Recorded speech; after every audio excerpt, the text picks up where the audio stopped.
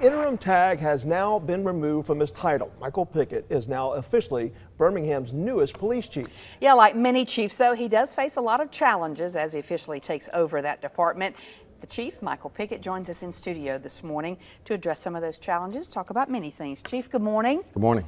Congratulations on the position. I know it's a big job. Yes, ma'am. Yeah. When you took the interim position, was given that, what were your thoughts? Obviously, you would hope that it was going to be permanent, but tell us what your thoughts were at that moment. Well, essentially, I knew it would be a huge undertaking. The city was dealing with a difficult time during that time, so as always, I'm up for any challenge. I look forward to, leading our department. So at that time, I was just surprised, but also I was humbled that I got the opportunity to do it. But I knew that it was going to be a lot, but I was ready for it. Every city like the size of Birmingham is going to face challenges, particularly with violent crime. It's a multi-layered issue. It's not an easy fix, but how do you approach it? What is your strategy to try to attack it? I like to identify the root cause. You have to start with research.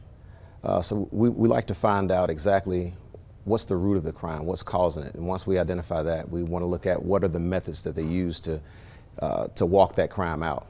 And we need to intercept them exactly where they are. So find out the root cause, see if we can prevent it or intervene. And if we can't, then we need to find out exactly how they're doing it so we can try to intercept them or quickly apprehend them after. It's difficult times. We've had the mass shootings.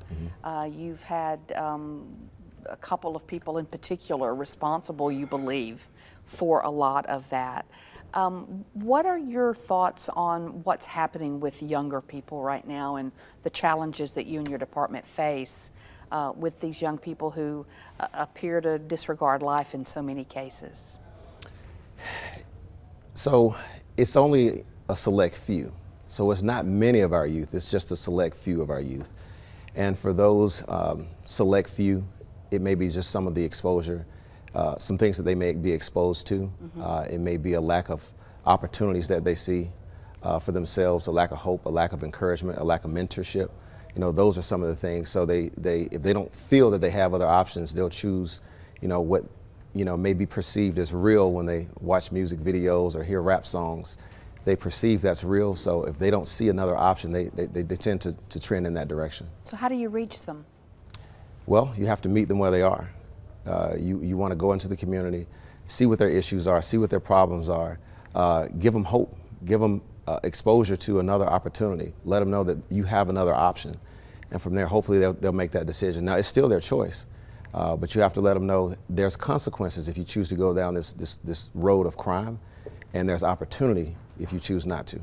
Obviously, there's got to be a lot of community buy-in, but when you're talking about the department and the city as a whole, what about the challenge of being on the same page with city leaders, with the personnel board, with your own officers and some of those that are involved with the FOP?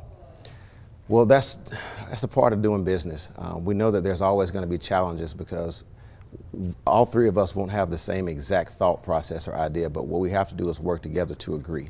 So my goal is to work well with everyone. Other agencies, I attempt to listen to the FOP. I have a good working relationship with our FOP. I've been an FOP member for the last 20 years.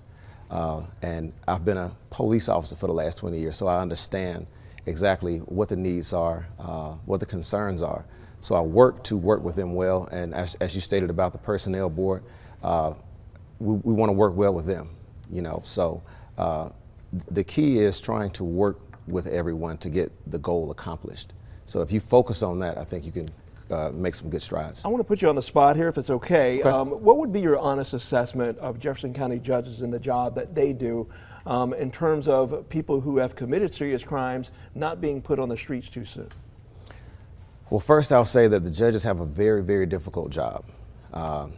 And I'm lucky that I'm not tasked to sit in their space to make those judgment calls, because they have a very difficult job. But what I will say is, we try to make sure that we can speak with them, speak with the DA's office, see if there's anything that we need to do with our cases, how we may need to tighten them up if there's any opportunities for us to improve what we can do from our end. And we just, let them know the importance of the hard work that we're doing, and I believe our judges are doing a good job.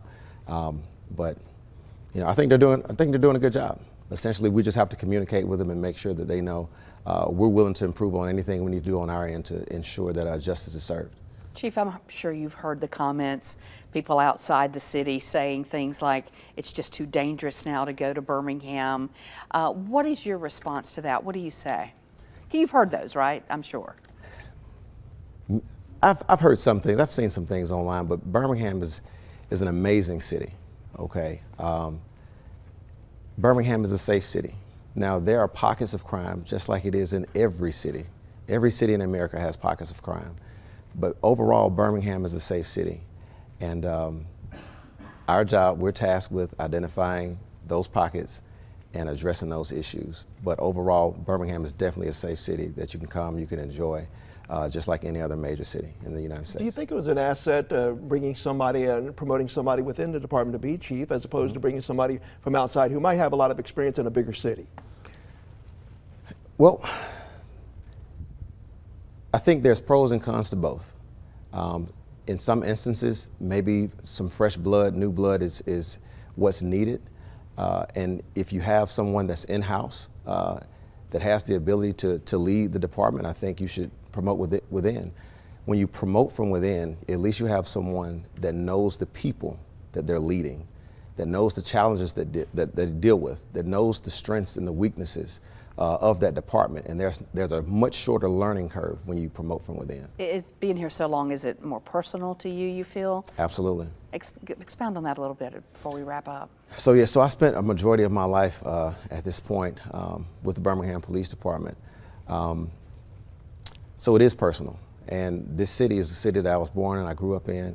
A majority of the people in this city I know. I don't know everyone, but there's a lot of connections. Of course, Birmingham is a big, small city, so it is personal. I've been on a ton of homicide scenes where I've known the people, and when you have that personal connection, you care. You care when you don't know the person, but it hits different when you can identify the family or identify that individual. Well, I know a lot of our viewers are wishing you the best because everyone benefits from the success of the department. Yes, ma'am. So thank you and congratulations on the permanent role. Yes, ma'am. Thank you both.